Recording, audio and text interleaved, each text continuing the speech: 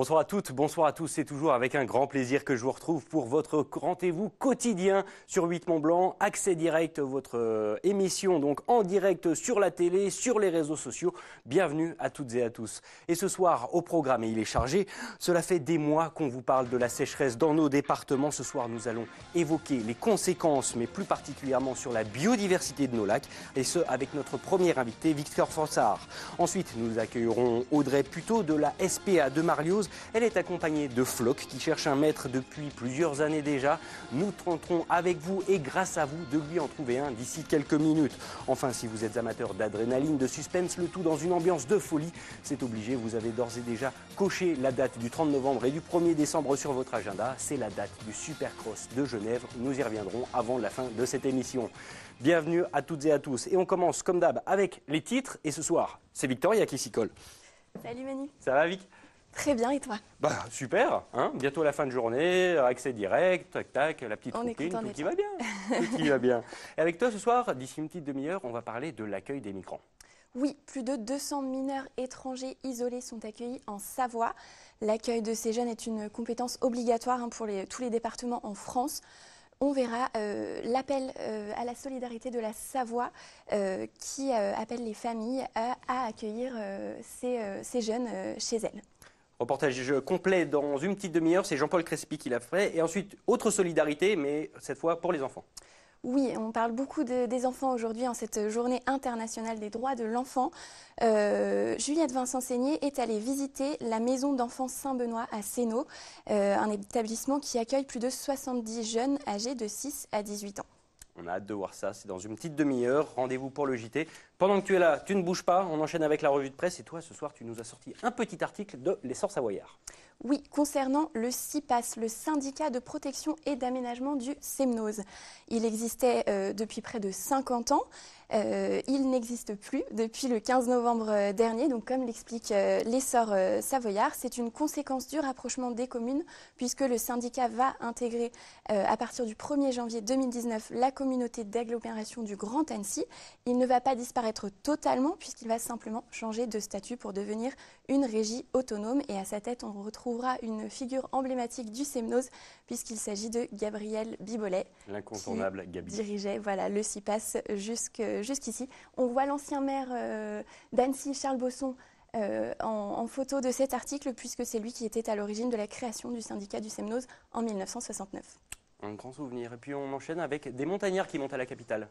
Oui, les élus locaux étaient à Paris pour le 101e congrès des maires de France, un rendez-vous annuel qui permet donc aux élus locaux de se rencontrer et d'échanger sur les différentes problématiques du moment.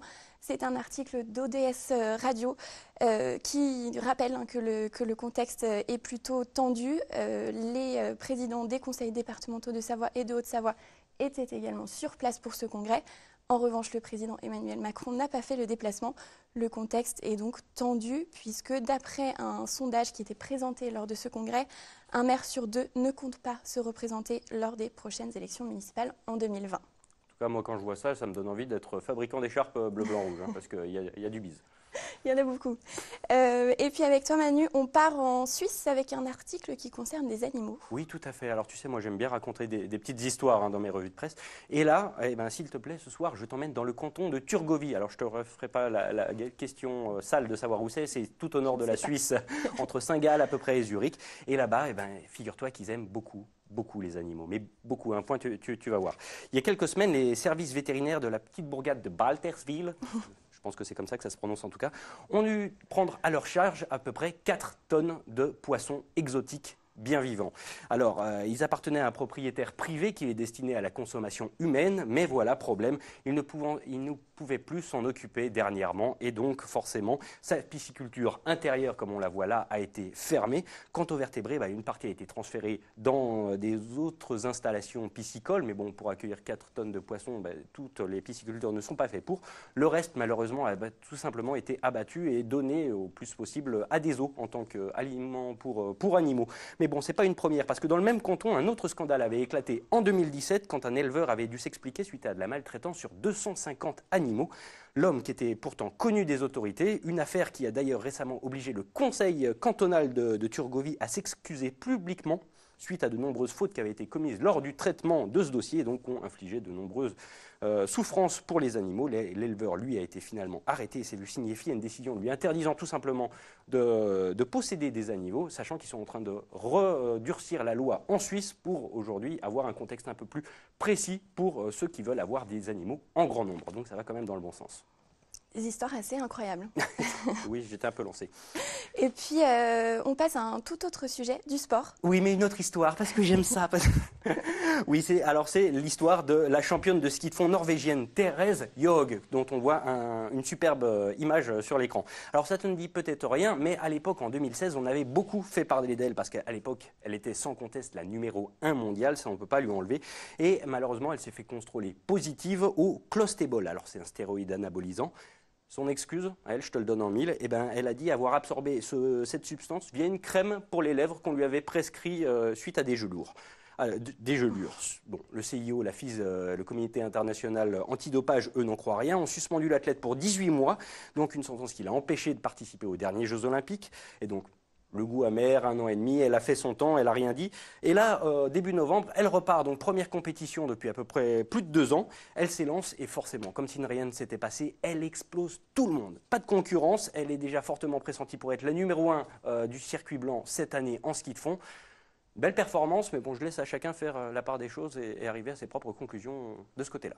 Voilà ce que j'avais à dire aujourd'hui. Merci Manu. Merci Victoria. À On se rappelle tout à l'heure pour le rappel des titres. C'est dans une petite demi-heure, le temps pour nous d'accueillir notre premier invité en la personne de Monsieur Victor Frossard. S'il vous plaît. Bonjour. Bienvenue. Merci. Merci d'être avec nous. Vous êtes maître de conférence à l'université Savoie-Mont-Blanc. C'est ça. C'est un grand titre, mais concrètement, vous êtes aujourd'hui l'un des spécialistes des biotopes des lacs alpins. On en a beaucoup parlé ces derniers mois, avec forcément la canicule additionnée à la sécheresse. Beaucoup de gens ont vu les images impressionnantes du lac d'Annecy très très bas, mais question bête, aujourd'hui, est-ce que ça a eu une grosse influence sur tout le biotope de nos lacs alpins? Alors, l'écosystème du lac d'Annecy, il est quand même assez grand. C'est vrai que c'est une conséquence qui se voit fortement au niveau de la zone littorale du lac. Par contre, la baisse du lac a été relativement progressive. Donc on pense que les conséquences, on va dire, négatives sur la biodiversité peuvent être relativement faibles. De plus, c'est une action qui peut être assez positive aussi pour les roselières, vu qu'en fait, la baisse du niveau du lac va avoir tendance à favoriser la croissance des rhizomes, c'est-à-dire des sortes de pousses de roseaux, et donc favoriser possiblement l'expansion des roselières. Alors on l'a vu beaucoup avec le lac d'Annecy qui a eu une grosse baisse de niveau. Les autres lacs alpins étaient touchés, mais un peu moins visiblement. C'est ça, la plupart des lacs alpins ont connu une baisse de niveau du lac. Par contre, cette baisse était plus modérée, par exemple sur le lac du Bourget ou sur le lac Léman. Je pense que sur Annecy, ça a été principalement accentué du fait du faible volume de ce lac par rapport aux autres grands lacs comme le lac du Bourget et le lac Léman. Okay. Il y a eu vraiment une incidence avec cette sécheresse sur toute la chaîne alimentaire ou c'est à peu près préservé quand même? Je pense que c'est relativement préservé puisqu'en termes de volume exondé par rapport à l'ensemble du volume du lac, ça va représenter peut-être quelques pourcents. Okay. Et la plupart des poissons après au niveau du lac en fait vont vivre plutôt dans des zones au-delà d'1 mètre d'eau et puis plus vers le centre du lac. Donc à partir de là, en fait, les conséquences vraiment négatives sur l'ensemble de l'écosystème seront relativement modestes. Alors, j'ai cru, à mon simple regard personnel, m'apercevoir que cette année, aux alentours du lac, j'ai l'impression qu'il y avait beaucoup moins de moustiques que les dernières années. Est-ce que c'est lié? Est-ce qu'il y a un lien de cause à effet? C'est difficile de dire qu'il va y avoir un lien de cause à effet. Après, c'est sûr que je ne pense pas que ça soit forcément dû aux variations de niveau du lac, puisque après, il y a pas mal de procédés de traitement des eaux aussi qui sont faits en sorte pour limiter le développement de ces moustiques. Donc, je ne pense pas que ce soit forcément un lien de cause à effet avec la présence ou pas abondante de moustiques. Bon, j'aurais essayé en tout cas. C'est ça. Tous les lacs alpins, en tout cas, aujourd'hui, ils sont très, très regardés, vraiment à la loupe. D'ailleurs, il y a des programmes européens qui permettent de regarder un petit peu les données de part et d'autre de la frontière. Avec le programme Lac Sentinelle, j'imagine que grâce notamment à ce programme, vous avez quand même pas mal d'historique sur nos lacs alpins. Est-ce que ces sécheresses qu'on peut voir ou ces baisses de niveau, on les a déjà vécues dans l'histoire ou c'est vraiment une première? Alors, ces baisses de niveau du lac ont de toute façon existé par le passé. Par exemple, à Annecy, il y a eu plusieurs épisodes de sécheresse dans les dernières décennies. Il y a eu un épisode de sécheresse qui avait été quasiment équivalent en 1947, Ok. si je ne m'abuse. Et avant, plusieurs siècles avant, on va dire qu'on ne faisait pas des relevés très très fréquents. Donc ça va être difficile de vraiment remonter à long terme. Par contre, c'est vrai que les lacs alpins sont assez auscultés. Puisqu'ils sont des réservoirs de biodiversité, et puis ils soutiennent diverses activités économiques. Il y a de l'activité économique directe avec par exemple la pêche ou le loisir et de tout le tourisme. Donc là, il y a pas mal de programmes effectivement européens ou même nationaux, mais qui veulent fédérer à la fois les chercheurs et les gestionnaires pour pouvoir avoir des suivis de qualité, pour pouvoir vraiment avoir une idée de la trajectoire, on va dire, écologique de ces lacs, pour pouvoir anticiper, on va dire, s'il y a des changements et pour pouvoir améliorer la gestion au quotidien de ces lacs pour les préserver. Alors justement, est-ce qu'il y a des tendances? Est-ce qu'on sait justement quel est le futur de nos lacs alpins? Alors, pour le futur de nos lacs, finalement, on a une grande diversité dans nos lacs alpins, puisque on pourrait parler de lac périalpin au niveau d'Annecy, puisque en fait, il est entouré de montagnes, mais il n'est pas à une altitude très importante.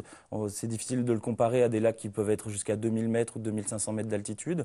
C'est sûr que le changement de régime de pluviosité et puis de la quantité de neige va forcément influencer profondément le fonctionnement de ces lacs, puisque si on fait varier la quantité de périodes englacées ou enneigées des lacs qui va varier, forcément ça va se répercuter sur l'écosystème. Pour l'instant, on considère que la plupart de nos lacs sont en bon état écologique, suivant certains descripteurs comme la transparence de l'eau ou la quantité de nutriments qui sont présents.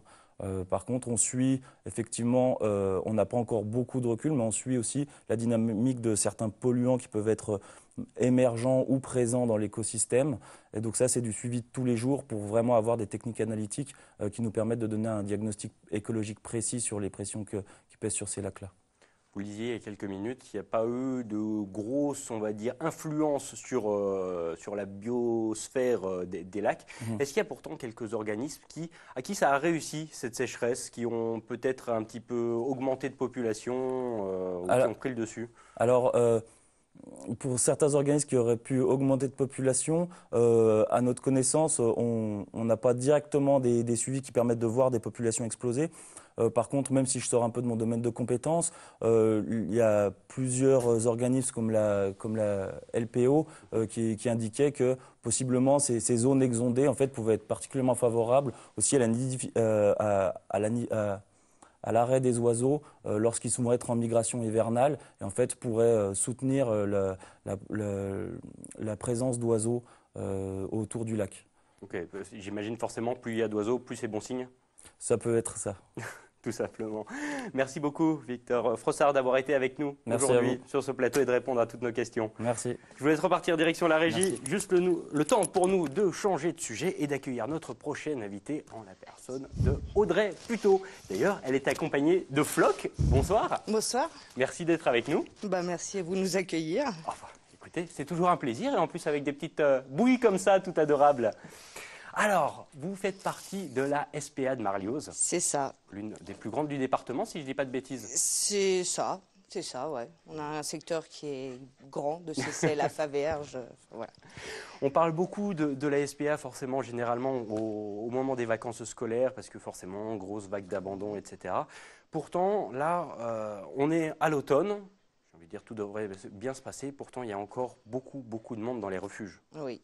Maintenant, il y a des abandons quasiment toute l'année pour diverses raisons, des raisons acceptables, d'autres des fois un petit peu moins. Et cette année, on a eu par contre la chance d'avoir beaucoup d'adoptions cet été, donc ça a pu contrebalancer le nombre d'abandons. Alors aujourd'hui, vous êtes venu avec Flock.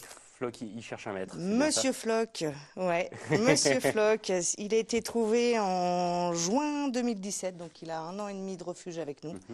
C'est un petit Jack Russell qui a 8 ans et demi. Petit Jack Russell, donc gros caractère.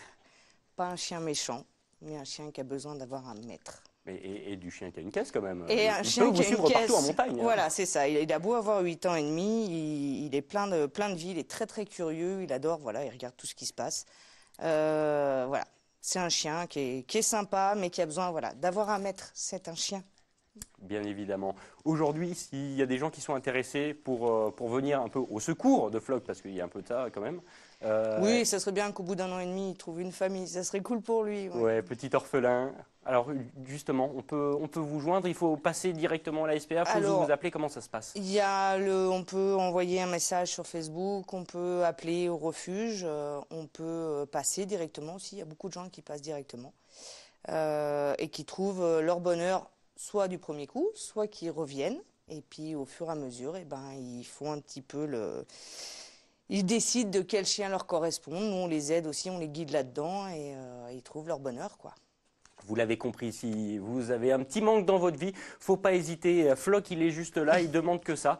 Un petit message sur notre page Facebook en commentaire de l'émission ou j'imagine sur la page Facebook de la SPA. Ouais. Bien évidemment, toutes les coordonnées également sont sur Internet. Un petit geste, il en a bien besoin. Il est mignon comme tout, Flock. Et c'est vrai qu'aujourd'hui, votre travail, il n'arrête pas. C'est du travail au quotidien.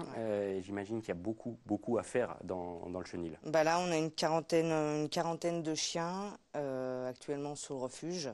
Des chiens, et ça se voit de plus en plus, qui ont aussi beaucoup de caractère. Parce que des chiens pas éduqués ou des gens qui prennent des races de chiens qui ne leur correspondent Difficile. pas difficiles, mais qui ne leur correspondent pas, qui ne correspondent pas à leur environnement, qui ne correspondent pas à leur famille et qui ne peuvent pas répondre aux besoins intrinsèques du chien. Voilà. Alors, aujourd'hui, vous en prenez soin comment? C'est-à-dire en quoi consiste votre quotidien? Eh ben, on commence à 7h15 le matin, une journée classique, 7h15 le matin. On nourrit tous les loulous du chenil avec des croquettes adaptées à chaque âge, à chaque chien. Voilà, on s'adapte au mieux. Après, bah, c'est désinfection et nettoyage de tous les box tous les jours. C'est changement des couvertures, des dodos pour qu'ils soient au mieux. Ça, c'est la matinée. L'après-midi, c'est les balades avec les bénévoles et les adoptions à partir de 14h.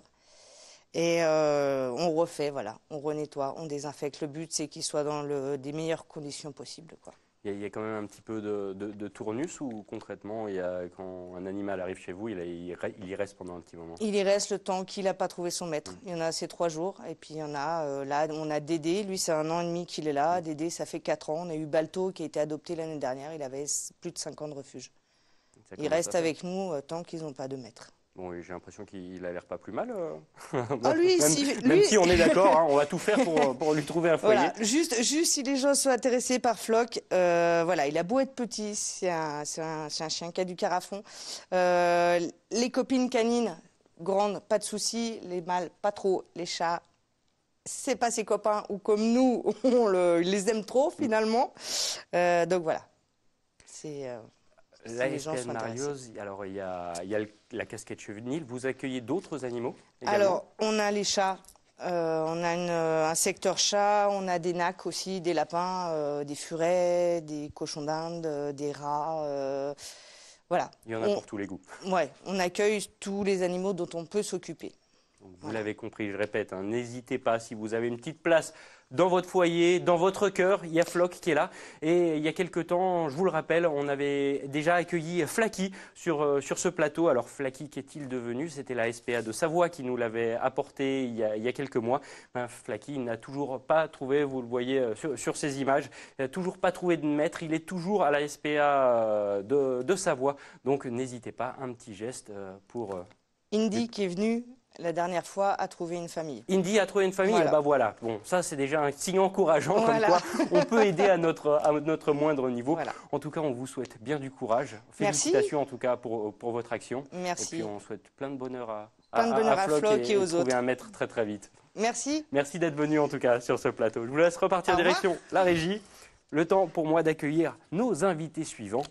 Et aujourd'hui, on va parler sport, on va parler événements incontournables. Messieurs, dames, merci d'être avec nous.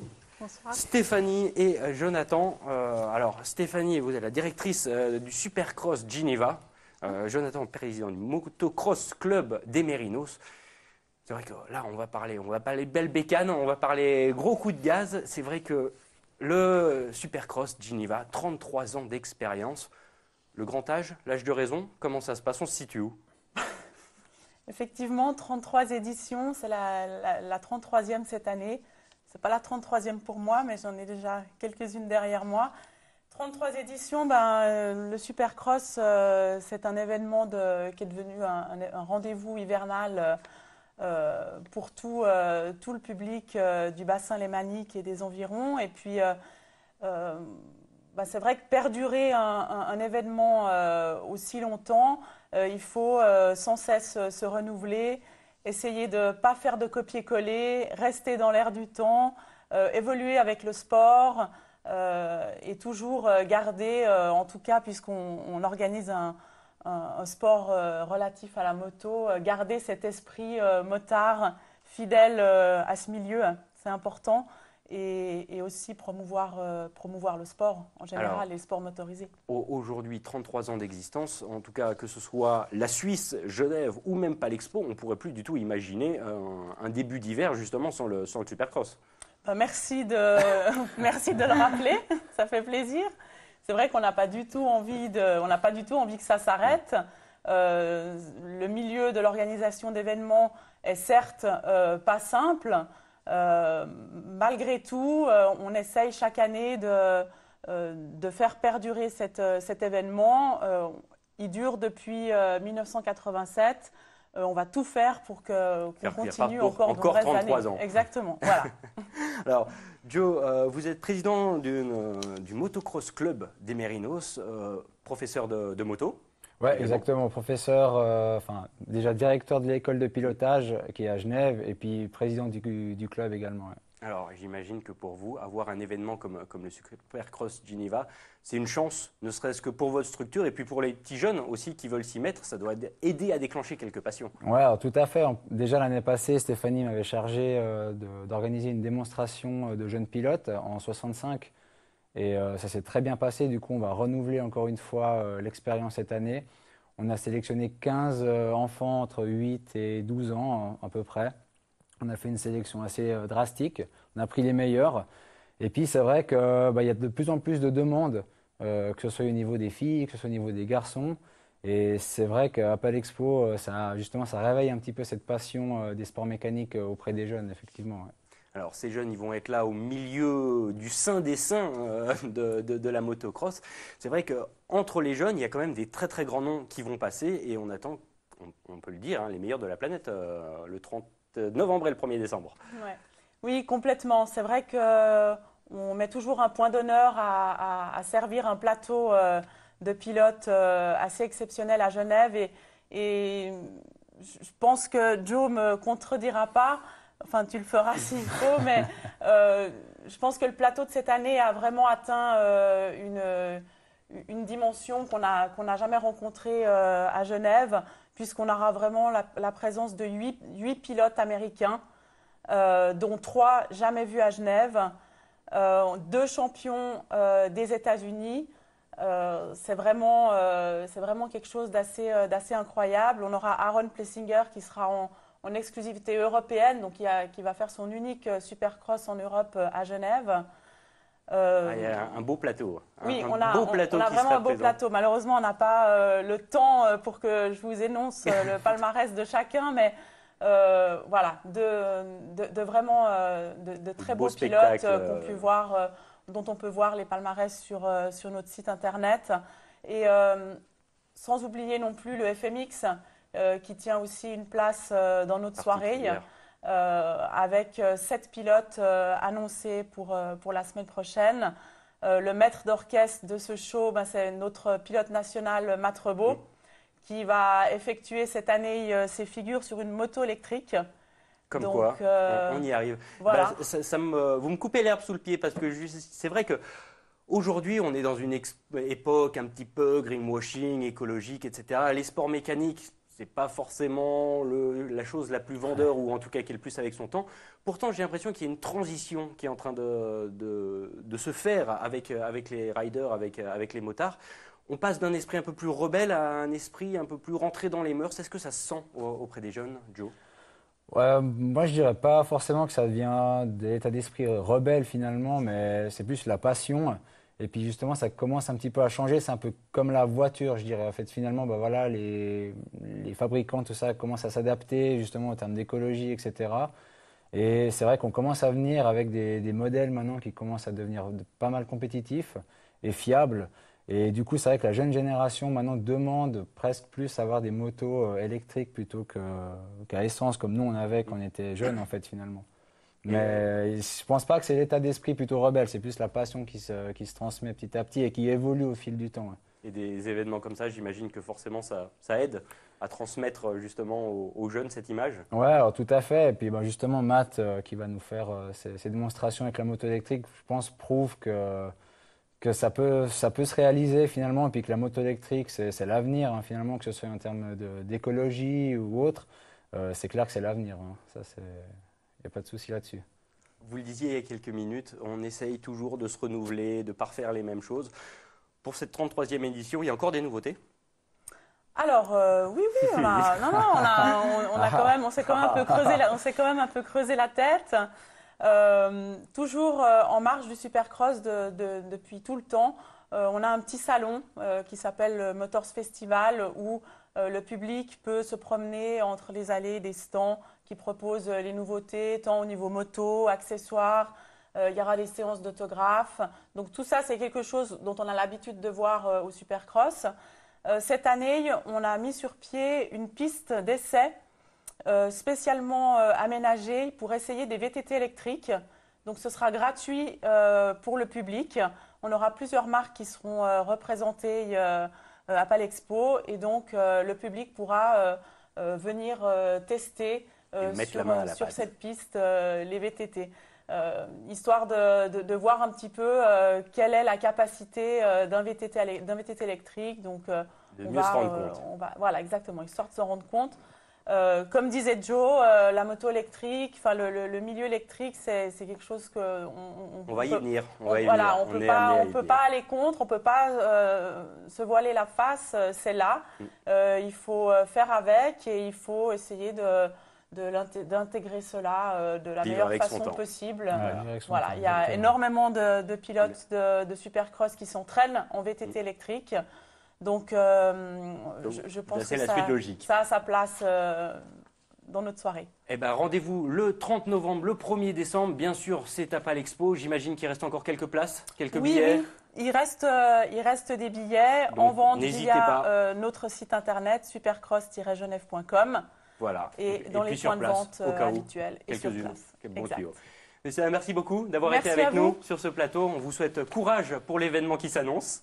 Merci, on a encore un petit peu de travail, mais, mais ça va bien se passer. On est sur la dernière ligne droite. Il n'y a pas de souci. Merci beaucoup, je vous laisse repartir en régie. Merci. Bon courage. Juste le temps pour moi d'accueillir, via la magie des réseaux sociaux, d'accueillir François Dumont en direct par FaceTime. Bonsoir. Bonsoir. Alors, vous êtes l'un des plus grands pianistes français, on peut le dire, lauréat de nombreux concours internationaux, nominé il y a quelque temps aux Victoires de la musique. Et d'ici quelques jours, vous nous ferez la chance, l'honneur de venir un petit peu dans notre région, dans la salle de Crolles, pour un concert inédit. Alors, vous qui faites les tournées mondiales dans les plus belles salles du monde, est-ce que ça vous fait un petit quelque chose quand même de jouer encore un peu devant le public français ?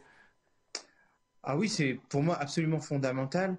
Je pense que je chercherai tout au long de ma vie et toujours, quelle que soit l'évolution de ma carrière, à rester quand même au cœur du public français. Voilà, c'est là que j'ai grandi, c'est là que j'ai été élevé. Je pense que pouvoir partager vraiment sa passion, la musique et ce magnifique répertoire avec ses concitoyens, c'est une des choses les plus magnifiques qui soient. Alors là, c'est un concert en faveur de l'association Ama Diem. C'est vrai que pour vous, c'est important de vous engager au-delà même de la musique. Voilà, là c'est-à-dire que c'est un double récital qui va être donné au profit de cette association qui fait vraiment des choses exceptionnelles. Il s'agit principalement des malades jeunes il y a vraiment un manque de prise en charge en France des malades jeunes, et on a cette expérience extraordinaire qui a été faite à Crolles. Je crois que c'est vraiment unique en France et même en Europe. Et donc voilà, si je peux à ma manière les soutenir, c'est évidemment avec beaucoup de plaisir et de conviction que je le fais.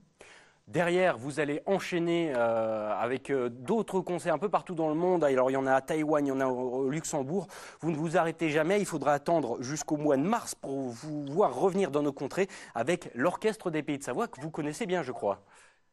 Oui, j'ai déjà joué plusieurs fois avec eux, notamment cet été.